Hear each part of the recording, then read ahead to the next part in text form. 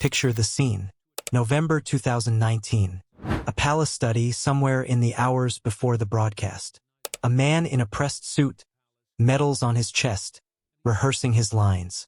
Confident, absolutely sure that what he is about to do will fix everything.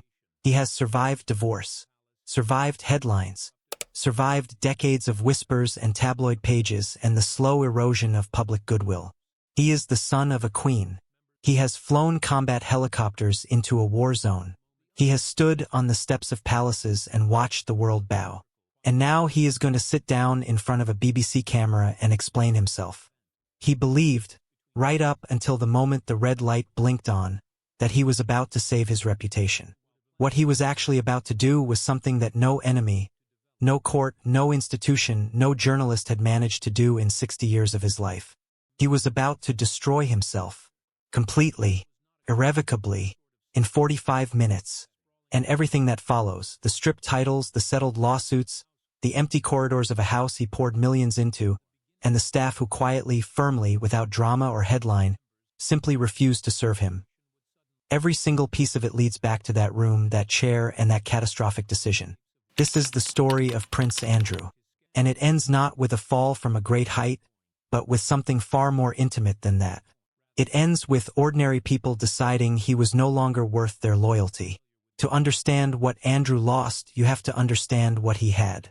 Andrew Albert Christian Edward was born on the 19th of February, 1960.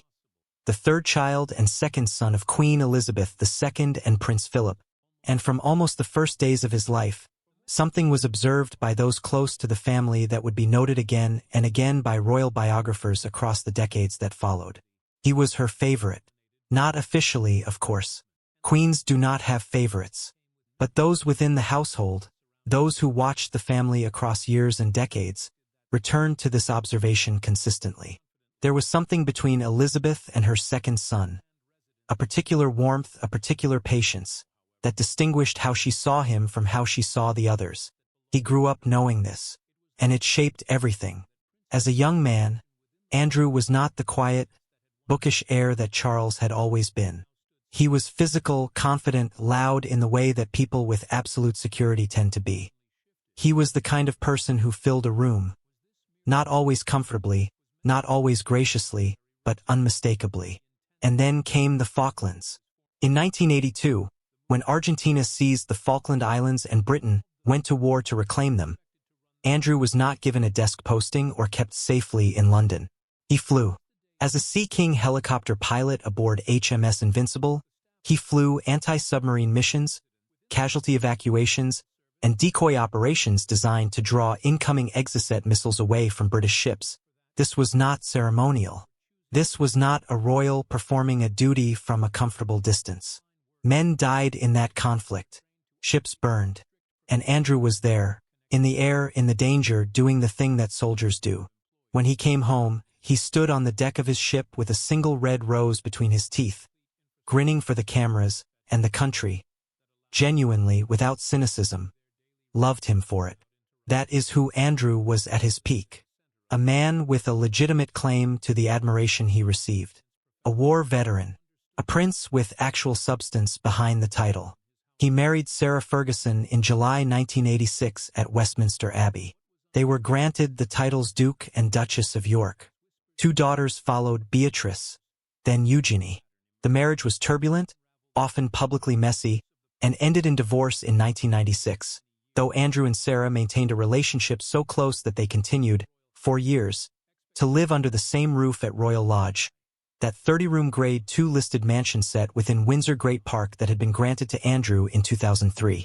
He poured money into that house, over £7 million of his own money, renovating and restoring it, filling it with the furniture and the domestic architecture of a life he intended to inhabit permanently. Royal Lodge was not just a residence.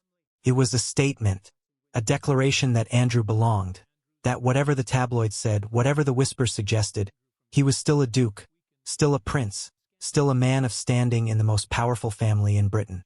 He believed that with everything he had. It is not entirely clear when Andrew first met Jeffrey Epstein. The most commonly cited period is the early 1990s, an introduction made through Ghislaine Maxwell, who moved in the overlapping social circles of British aristocracy and American finance with extraordinary ease. What is clear is that the friendship deepened quickly and was maintained with a consistency that would, in retrospect, seem almost willful. Epstein was a man who collected the powerful the way others collect art. Billionaires, politicians, scientists, princes. His homes, in New York, Palm Beach, the Caribbean, New Mexico, were stages on which influence was performed and favors were quietly exchanged. And Andrew, by multiple accounts, was a willing and enthusiastic participant in that world. Those around Andrew, advisors, family members, people who understood the risks, reportedly raised concerns. The associations were visible. The rumors around Epstein were not new, not quiet, and not limited to American tabloids. And yet the friendship continued. In 2008, Epstein was convicted in Florida of soliciting a minor for prostitution and served 13 months in prison. A sentence widely regarded at the time as extraordinarily lenient, the product of a controversial plea agreement that federal prosecutors would later describe as improperly obtained. Andrew did not distance himself. In December 2010, after Epstein's release, Andrew was photographed walking in Central Park beside him. Photographs taken from inside Epstein's Manhattan townhouse showed Andrew waving from the doorway. These images would become among the most damaging of his life. Then, in July 2019, Jeffrey Epstein was arrested again, this time on federal charges of sex trafficking dozens of underage girls. The scale of the alleged crimes, the names associated with his network, and the sheer volume of evidence accumulated by federal investigators made this a story of an entirely different magnitude.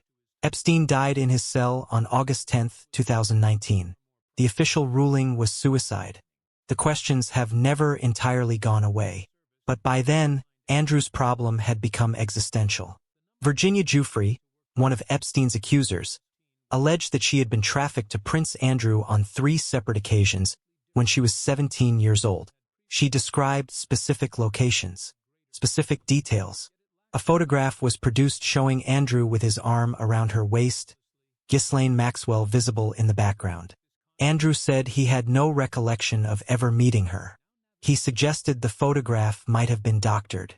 He pointed out that he did not, in general, display emotion in photographs. The palace, watching the story consume the front pages, made a decision. Andrew would give an interview. He would explain. He would demonstrate the openness and the dignity that the situation demanded. He would speak for himself. He sat down with BBC journalist Emily Maitlis on November 16, 2019. What followed is, by any measure, one of the most extraordinary pieces of television in modern royal history. Not because of what it revealed, but because of what it demonstrated about the man giving it. He said he had a medical condition, a result of an adrenaline overdose during the Falklands War, that made it impossible for him to sweat. He mentioned this to counter Giuffre's recollection of him sweating on a dance floor at a London nightclub.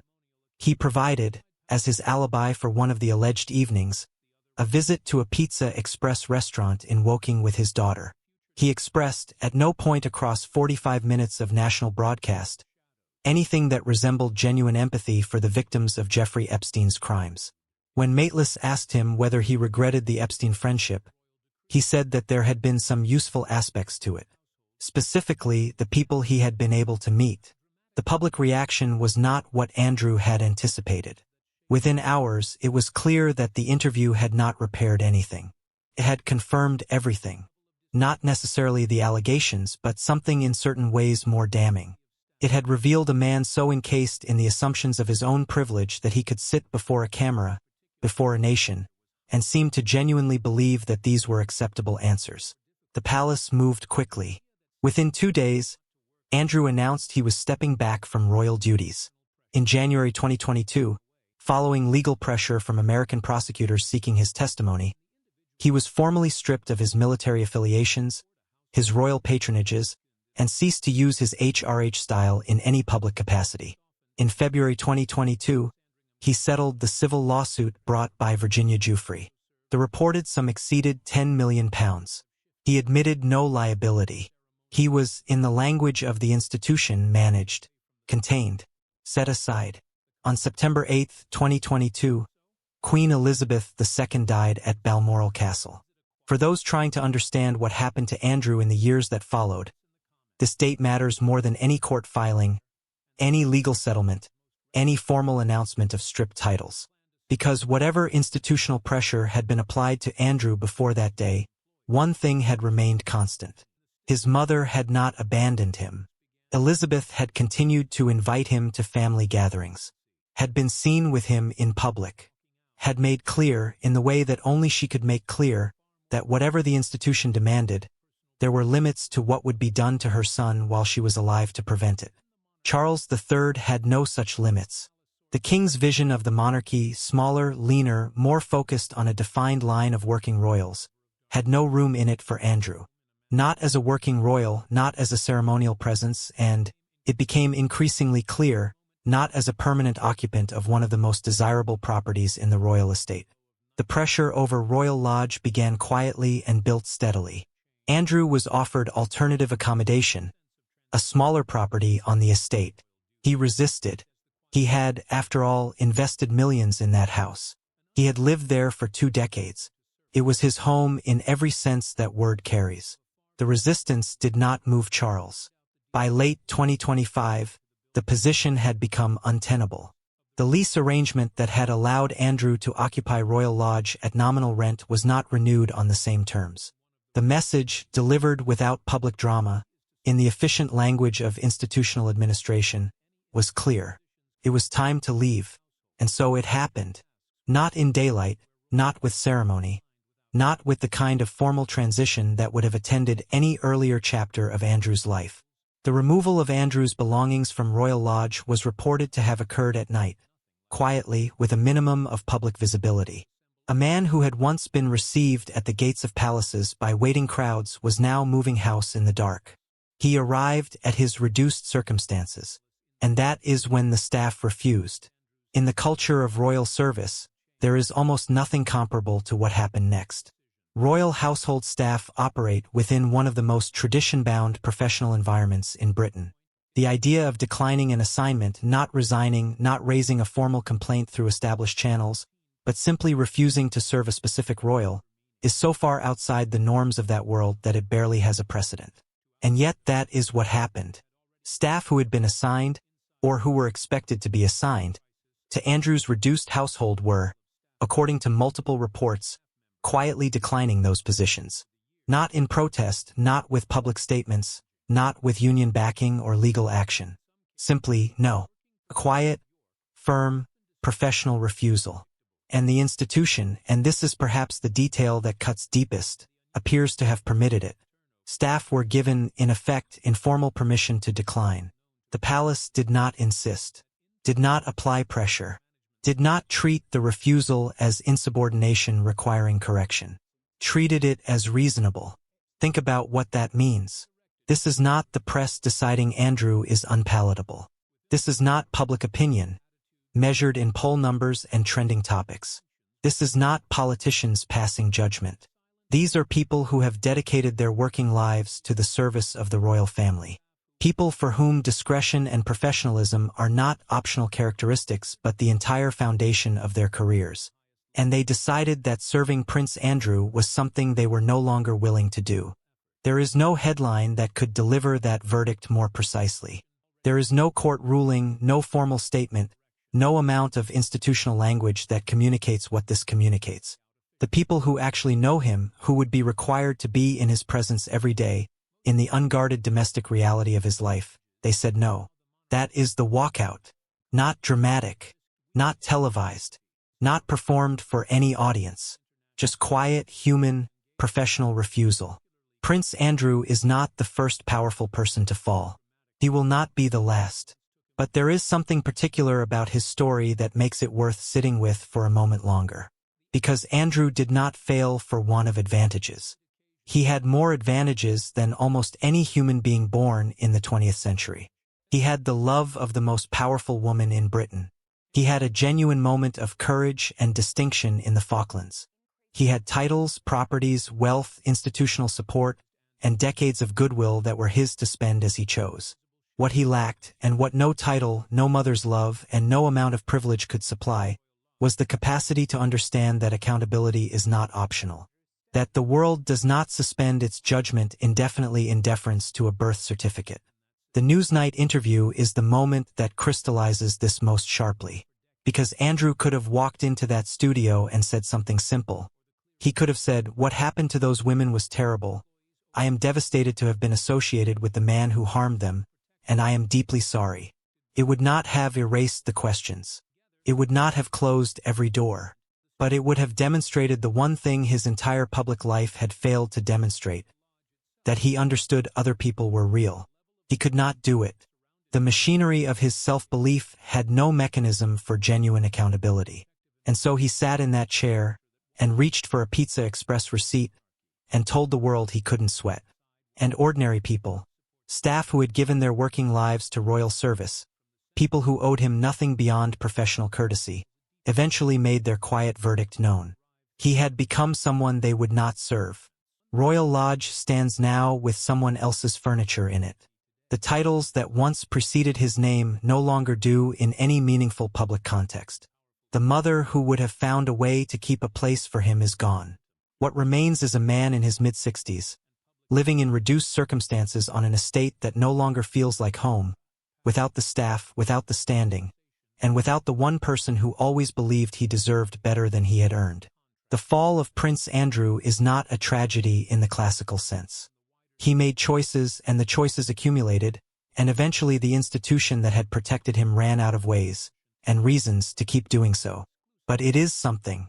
A portrait of what happens when a man spends his whole life inside the assumption that consequences are for other people. And in the end, the most devastating verdict didn't come from a judge, or a palace statement, or a front page. It came from the people who were simply asked to serve him, and said no. What do you think? Did the institution protect Andrew for too long? Or was the final reckoning inevitable the moment he sat down for that interview? Leave your thoughts below.